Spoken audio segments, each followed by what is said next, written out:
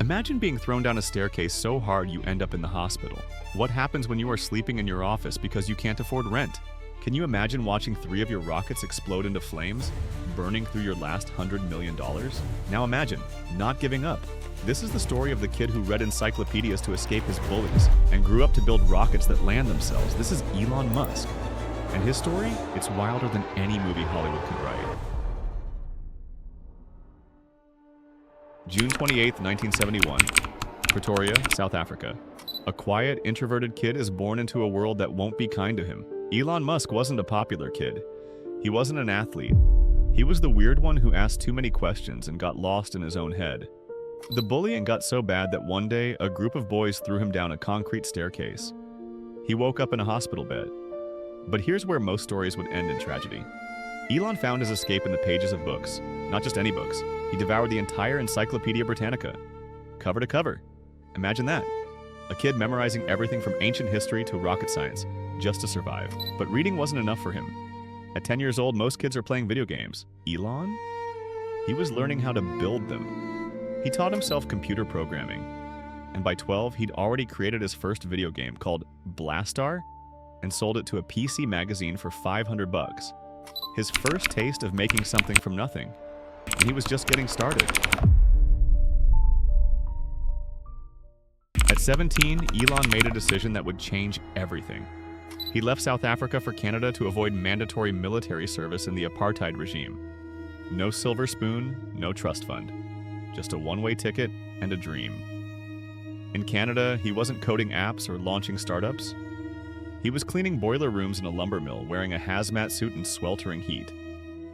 He was shoveling grain on a farm, back-breaking work that most people would quit on day one. But this was his test, his preparation. He studied physics and economics at the University of Pennsylvania. 2 degrees, 2 completely different ways of seeing the world. The laws of nature and the laws of money.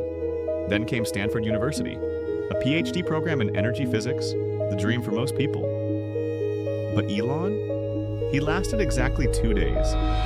Because in 1995, the internet was exploding, and Elon saw something the professors couldn't. He saw that the world was about to change faster than any classroom could teach. So he walked away from the prestige, from the safety, and bet everything on himself. 1995. Elon and his brother Kimball founded their first real company, Zip2. It was supposed to be the yellow pages for the internet age, helping newspapers put their city guides online. Sounds simple, right? It was anything but. They had no money. They literally slept in the office, showering at the YMCA down the street. They owned 1 computer. 1. So they coded the website at night and let it run as a server during the day. Can you imagine that level of hustle? No salary, no safety net. Just pure survival mode. But it worked. The New York Times signed on. So did the Chicago Tribune. The big boys took notice. And in 1999, Compaq bought Zip2 for $307 million. Elon walked away with $22 million. He was 28 years old, and most people would retire, buy a mansion, relax. But not Elon, because for him, this was just the tutorial level. With his Zip2 millions, Elon didn't buy a yacht. He launched X.com, an online bank that would eventually become PayPal. He poured everything into it. His money, his time, his vision. But here's where it gets brutal. While Elon was on his honeymoon, the board of directors held a secret meeting. They fired him as CEO and replaced him with Peter Thiel. Why? They disagreed on technology choices. Linux versus Microsoft. Sounds technical, but really, it was about control. Imagine that. You build a company from scratch, and while you're on your honeymoon, they kick you out of your own creation. Most people would be destroyed. Most people would sue. Most people would burn bridges. But Elon? He stayed on as the largest shareholder. And when eBay bought PayPal in 2002 for $1.5 billion, guess who walked away with $165 million? The guy they fired. He didn't get bitter, he got richer, and he wasn't done, not even close. 2002. Elon takes $100 million of his own money and does something insane. He starts a rocket company, SpaceX. His goal? Make humanity a multi-planetary species by colonizing Mars.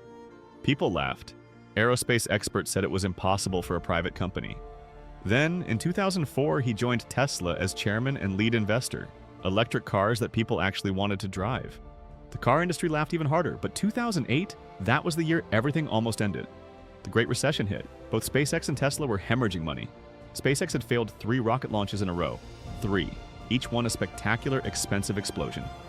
Tesla was weeks away from bankruptcy. Elon scraped together every dollar he had left. His friends begged him to save at least one company.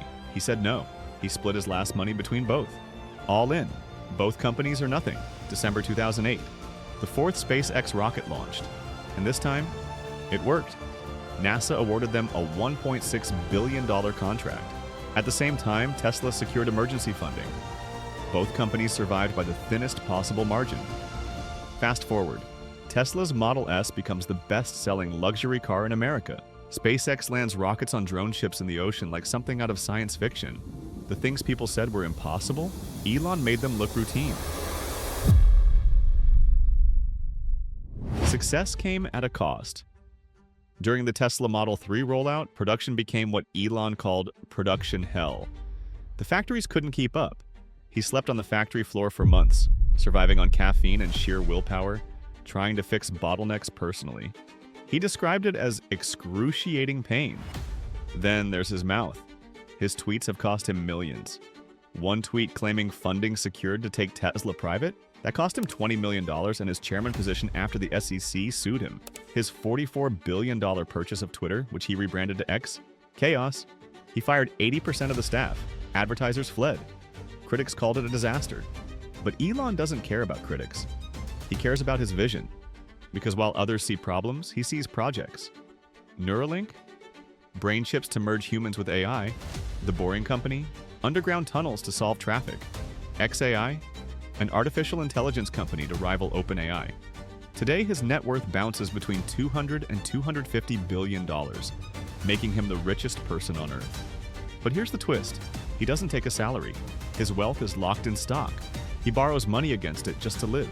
He sold all his mansions and lives in a $50,000 tiny home at the SpaceX launch site in Texas. The richest man in the world, living like a minimalist, because money was never the point. So what drives a man like this? Why work 120 hours a week? Why risk everything repeatedly when you could just relax? Elon's answer is simple: humanity's survival. He genuinely believes that unless we become a multi-planetary species, we're one asteroid away from extinction. Mars isn't a vanity project, it's a backup drive for human consciousness. Tesla, it's about saving Earth before we leave it by accelerating the world's transition to sustainable energy. Neuralink, it's about making sure that when super-intelligent AI arrives, humans aren't left behind, erased like obsolete software. And for young entrepreneurs watching this, Elon has advice. He says, work like hell. If others work 40 hours and you work 100, you'll accomplish in 4 months what takes them a year. Think from first principles. Don't copy what others do. Ask why things cost what they cost. Break them down to atoms and rebuild them cheaper. Embrace failure. If you're not failing, you're not innovating. Seek criticism, not praise. Find out what's wrong so you can fix it. And finally, have a high pain threshold. Starting a company, he says, is like eating glass and staring into the abyss. He's not a balanced person. He sacrifices relationships, health, and peace of mind. He's impulsive. He overpromises. He can be brutal to work for. But he's proof that one person, refusing to accept the impossible, can literally bend reality. Whatever you think of him, love him or hate him, one thing is undeniable. The boy who escaped into books is now writing humanity's next chapter. And that chapter, it's set on Mars. The question is, what's your impossible dream? And are you willing to eat glass to make it real?